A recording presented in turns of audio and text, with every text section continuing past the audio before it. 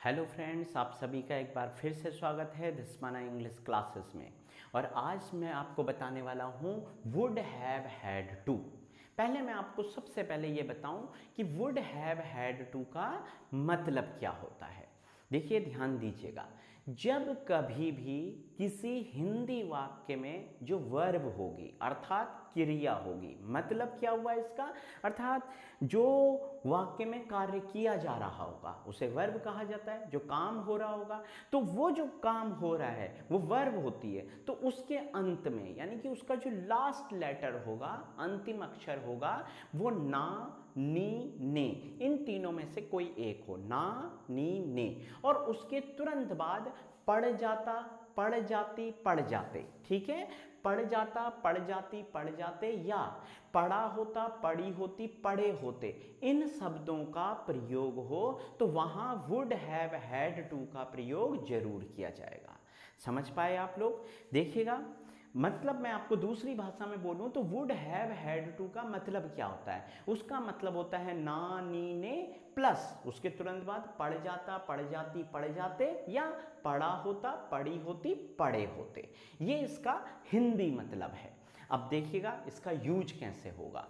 सबसे पहले हमें सब्जेक्ट लिखना होगा, उसके बाद would have had to, verb की फर्स्ट फॉर्म, और लास्ट में ऑब्जेक्ट। ओके, अगर हिंदी वाक्य नेगेटिव होता है मित्रों तो वुड के बाद नॉट लगाया जाएगा, यानी कि पहले subject, would not have had to, verb की फर्स्ट फॉर्म और ऑब्जेक्ट। ये मैंने इसके रूल्स लिखे हुए हैं, आप स्क्रीनशॉट लीजिए और इनको अच्छे से देखिए और समझिए। देखिए, अगर हमारे पास हिंदी वाक्य में इस तरह के हिंदी वाक्य के आरंभ में अगर क्या शब्द दिया हो तो आपको कुछ नहीं करना है, वुड को आगे लिख देना है, बाकी रूल सेम रहेगा। यानी कि वुड आगे आ गया, फिर subject, have, had to, verb की फर्स्ट फॉर्म और ऑब्जेक्ट। ये नॉट ब्रैकेट में इसलिए लिखा है कि अगर हिंदी वाक्य नेगेटिव हुआ, हिंदी वाक्य में नहीं शब्द आया, तब हम नॉट लगाएंगे, अदरवाइज नहीं लगाएंगे। एग्जाम्पल के थ्रू मैं आपको ये समझाता हूं। देखिए, पहला सेंटेंस है मुझे घर जाना पड़ जाता, या ऐसा भी हो सकता है कि मुझे घर जाना पड़ा होता, बात एक ही है। अब यहां पर पहले मैं आपको ये बताऊं, मुझे कैसे पता चल रहा है कि मैं यहां पर वुड हैव हैड टू का यूज करूंगा। तो मुझे कैसे पता चला, मैंने वाक्य में सबसे पहले सेंटेंस में मैंने वर्ब को देखा। यहां पर वर्ब क्या है, जाना, और लास्ट शब्द जो है उसका ना है, उसके तुरंत बाद पड़ जाता या पड़ा होता, शब्दों में से कोई एक आ रहा है। तो मैं समझ गया कि भाई इसका अर्थ तो वुड हैव हैड टू होता है, यानी कि इस सेंटेंस में वुड हैव हैड टू का यूज जरूर होगा। अब करना क्या है, पहले सब्जेक्ट, जो हमारे पास ये रूल है इसको फॉलो करना है। तो सबसे पहले हमें जो है सब्जेक्ट लिख देंगे आई, फिर उसके बाद would have had to, verb की फर्स्ट फॉर्म, वर्ब काम क्या हो रहा है, जाने का, गो होम। देखिए, अगर यही सेंटेंस नेगेटिव होता, इसमें नहीं आया होता, मतलब ऐसा होता मुझे घर नहीं जाना पड़ जाता या मुझे घर नहीं जाना पड़ा होता, तो इसकी इंग्लिश कैसे बनती, वुड के बाद नॉट लग जाता, I would not have had to go home. ठीक है, अब देखिए नेक्स्ट है, क्या मुझे घर जाना पड़ जाता। अब ये जो है इसमें क्या क्वेश्चन वर्ड है, मींस क्या, तो हमें क्या से मतलब शुरुआत हुई है, प्रश्न पूछा क्या ऐसा करना पड़ जाता, और जब इसका उत्तर हाँ और ना में निकले तब वुड को आगे लगाया जाता है। तो यह है क्या मुझे घर जाना पड़ जाता, तो उत्तर निकलता है हाँ जाना पड़ जाता या नहीं जाना पड़ जाता। ठीक है, तो यहां वुड सबसे पहले इस स्थिति में लगाया जाएगा। देखिए वुड, उसके बाद सब्जेक्ट वुड आई, फिर तुरंत बाद हैव हैड टू, वर्ब की फर्स्ट फॉर्म गो होम, कहां जाना पड़ जाता, घर, तो होम। देखिए मुझे घर क्यों जाना पड़ जाता, अब इसमें जो है प्रश्न पूछा गया है क्यों शब्द से, तो जिससे प्रश्न पूछा गया होगा जो क्वेश्चन वर्ड होगा उसे सबसे पहले लिख देंगे, यानी कि क्यों को हम शुरू में लिख देंगे, व्हाई। उसके बाद यही फॉर्मूला यूज होगा, यानी कि फिर हम उसके बाद जो रूल फॉलो करेंगे वो वुड को आगे लगा देंगे, फिर subject, why would I have had to, have had to. फिर वर्ब की फर्स्ट फॉर्म गो, कहां जाना पड़ जाता, घर, गो होम।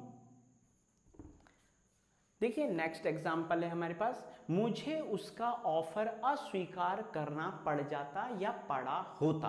अब यहां पर वर्ब देखिए क्या है, अस्वीकार करना, ना आ रहा है, उसके बाद पड़ जाता या पड़ा होता। फिर वही रूल फॉलो करेंगे, पहले subject, I would have had to. Verb, verb क्या है, काम क्या हो रहा है, अस्वीकार करना, डिक्लाइन। क्या अस्वीकार करना पड़ जाता, उसका offer, his offer. Next example को समझिए, आपको उसकी कार वापस करनी। अब ये वापस करना वर्ब है, नी एंड में आ रहा है, फिर पड़ जाती या पड़ी होती, बात एक ही है। पहले सबसे पहले सब्जेक्ट लिखेंगे, you would have had to.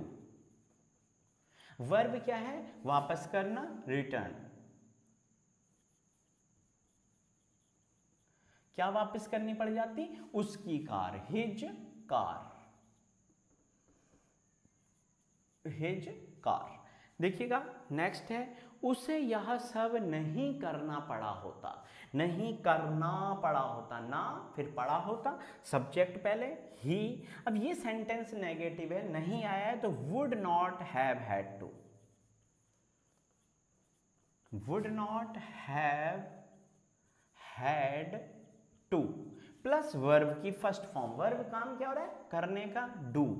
क्या नहीं करना पड़ जाता, यह सब, ऑल दिस। देखिए अब हमारे पास जो नेक्स्ट सेंटेंस है वो है, क्या हमें सभी प्रश्न हल करने पड़ जाते या पड़े होते।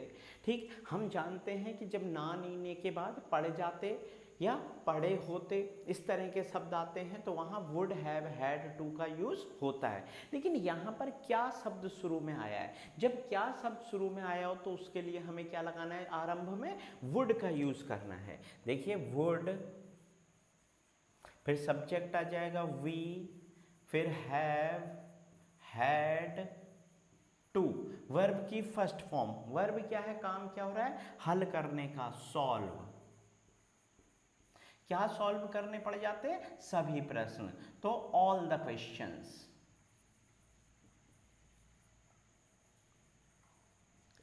All the questions. देखिएगा अब हमारे पास नेक्स्ट सेंटेंस है, मुझे उसे क्यों पढ़ाना पड़ जाता या पढ़ा होता। अब इस स्थिति में क्या होगा, यहाँ पर क्वेश्चन पूछा गया है, यहाँ पर जो प्रश्नवाचक शब्द है वो है क्यों। तो अब जब क्यों है तो हमें जो क्वेश्चन, जिस शब्द से क्वेश्चन पूछा जाता है उसको सबसे पहले लिख देते हैं, यानी कि हम व्हाई को शुरू में लिख देंगे, व्हाई, उसके बाद वुड, सब्जेक्ट आएगा आई हैव हैड टू। अब काम में क्या हो रहा है, पढ़ाने का, तो टीच हिम। अगर लड़की हुई तो हम उसके लिए हर लिखेंगे। देखिए नेक्स्ट सेंटेंस है, आपको क्या उधार लेना पड़ जाता। अब ये सेंटेंस मैं आपके लिए छोड़ता हूँ, आप जो हैं कमेंट बॉक्स में मुझे इसका रिप्लाई ज़रूर दीजिए। मित्रों अगर आपको वीडियो पसंद आया हो तो प्लीज़ लाइक शेयर करना बिल्कुल ना भूलिए। अगर आप चैनल के लिए नए हैं तो फिर इस चैनल को सब्सक्राइब ज़रूर कीजिए, और हाँ जो बगल में बेल आइकन है उसको ज़रूर दबाइएगा ताकि आपको आने वाला हर नोटिफिकेशन आपके मोबाइल स्क्रीन पर हो। धन्यवाद मित्रों, मिलता हूँ अगले वीडियो लेक्चर के साथ।